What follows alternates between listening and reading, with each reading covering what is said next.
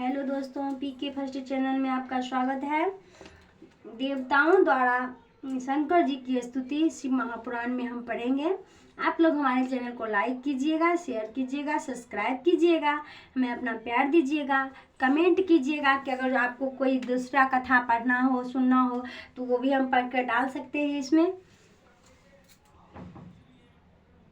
व्यास जी बोले, हे वक्ताओं में श्रेष्ठ ब्रह्मा जी के पुत्र, फिर क्या हुआ और देवता कैसे सुखी हुए यह मुझसे सुनाइए। ब्रह्मा जी बोले, बुद्धिमान व्यास के इस वचन को सुनकर शिव जी के चरण कमलों का ध्यान कर सनत कुमार जी ने कहा, तब इस प्रकार त्रिपुरों के तेज से दग्ध हो इंद्रादि देवता दुखित हो ब्रह्मा जी के पास गए, अपना सब कष्ट कहा, उसके वध की प्रार्थना की। ब्रह्मा जी ने संतोष देकर शिव जी के पास जाने के लिए आज्ञा दी। उन्होंने बतलाया कि यदि शिव जी प्रसन्न हो जाए तो कार्य हो सकता है। तब दुखी तो देवता शिव जी के पास गए, नमस्कार कर बड़े स्तुति की। देवताओं ने कहा, हे हिरण्यगर्भ, हे सर्वव्यापक, आपको नमस्कार है। हे प्राणियों के संहार करता अमित तेजधारी, आपको नमस्कार है। हे निर्विकारी क्रांतिमान, महाभूतों के चिन्ह से रहित महात्मन, आपको नमस्कार है। हे शूलधारी, संपूर्ण अस्त्रों के धारण दैत्यों के महान संहर्ता पार्वती पति, आपको नमस्कार है। हे पार्वतीनाथ, परमात्मन महेश्वर और रुद्र रूपी नीलकंठ, आपको नमस्कार है। हे इस आप तपस्वी के फलदाता, स्तुति से प्रसन्न होने वाले, आपको नमस्कार है। हे नाथ, ये सब देवता आपकी श्रेष्ठ विभूति हैं। आप देवों में इंद्र तथा ग्रहों में सूर्य है। सनत कुमार जी कहते हैं, इस प्रकार शूलधारी परमेश्वर भगवान श्री इंद्रादि देवताओं ने स्तुति की और यह कहा कि हे महादेव जी, तारक के पुत्र को हम सब इंद्रादि देवताओं को पराजित कर दिया है। त्रिलोक को अपने बस में करके हमको नष्ट कर सारे संसार को उजाड़ दिया है।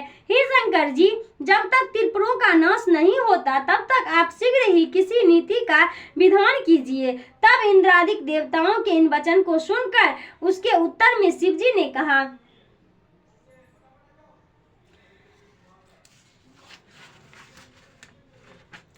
शिव जी बोले, हे देवता, मैं तुम्हारे कष्ट को जान रहा हूँ, परंतु क्या करूं, त्रिपुरों के स्वामी अभी तक पुण्यात्म है, इस कारण वे मारे नहीं जा सकते। अभी दैत्य देवताओं से प्रबल है, तुम उन्हें जीत नहीं सकते हो। यह जानकर भी द्रोह कैसे किया जाए, फिर मित्र द्रोह तो क्या और भी बड़ा पाप है। तब तक वे मेरे भक्त हैं, मैं उन्हें मार नहीं सकता। तुम सभी धर्मज्ञ हो, धर्म से विचार करो। मेरी सम्मति है कि इसके लिए तुम लोग विष्णु जी के पास जाओ और वे जैसा कहें वैसा करो।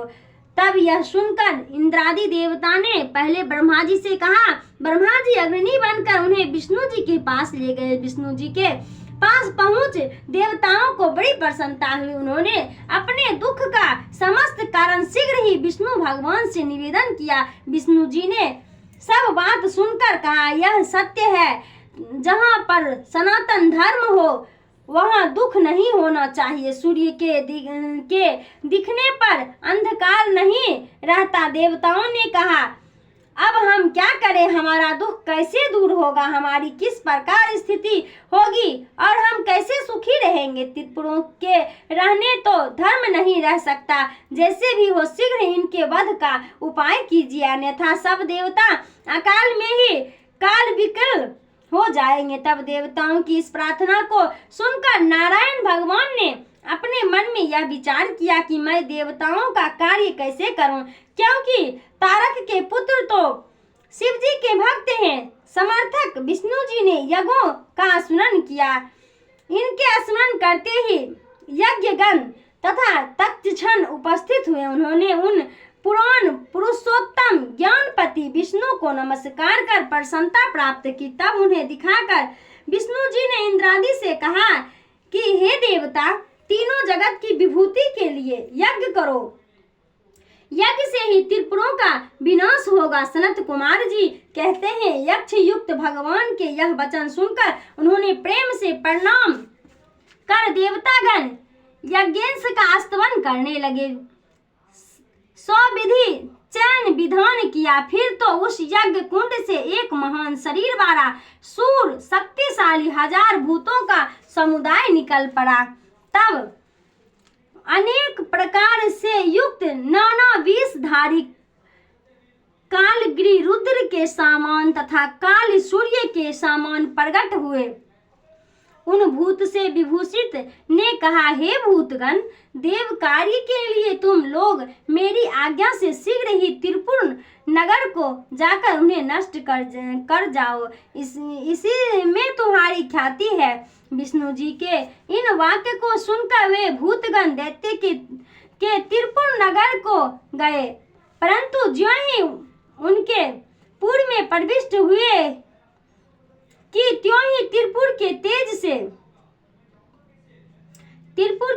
से वे भस्म हो गए। जो वो बचे हुए विष्णु जी के पास भाग आए। उनका संहार सुन विष्णु जी चिंतित हो गए। उन्होंने देखा कि इंद्रादि सभी देवता संतप्त हैं। वे विष्णु दैत्य के पूरी त्रय की जीत की चिंता से व्याप्त हो गए। उन्होंने कहा, कुछ भी हो, धर्मात्माओं का नाश नहीं हो सकता। अभी त्रिपुर धर्मात्मा है, उन्हें कौन मार सकता है। शिव का पूजन तो कैसा भी पापी हो पापों से मुक्त हो जाता है। अतएव जब तक रुद्र की पूजा न होगी तब तक कामनाओं की पूर्ति नहीं हो सकती। लिंग पूजन से तो मोक्ष भी प्राप्त हो जाता है। वेद धर्म शिव पूजन से ये दोनों नित्य कर्म तब तक है जब तक त्रिपुरों का नाश नहीं हो सकता। यह विचार कर विष्णु ने उन 3 असुर से वेद धर्म और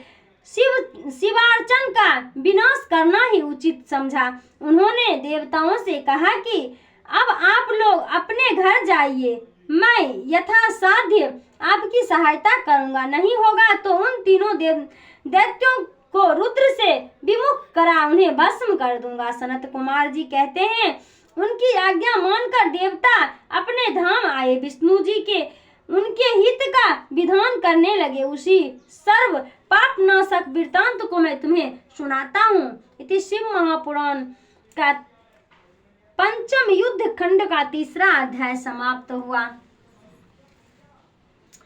नास्तिक शास्त्र का प्रादुर्भाव हम कल पढ़ेंगे। शिव महापुराण में वीडियो भी डालेंगे। तब तक के लिए बाय बाय। दोस्तों, हमारे चैनल को लाइक कीजिएगा, शेयर कीजिएगा, सब्सक्राइब कीजिएगा, हमें अपना प्यार दीजिएगा, कमेंट कीजिएगा। जो भी आपको सुनना होगा हम जरूर इसमें डालेंगे। तब तक के लिए बाय बाय। श्री शिवाय नमस्तुभ्यम।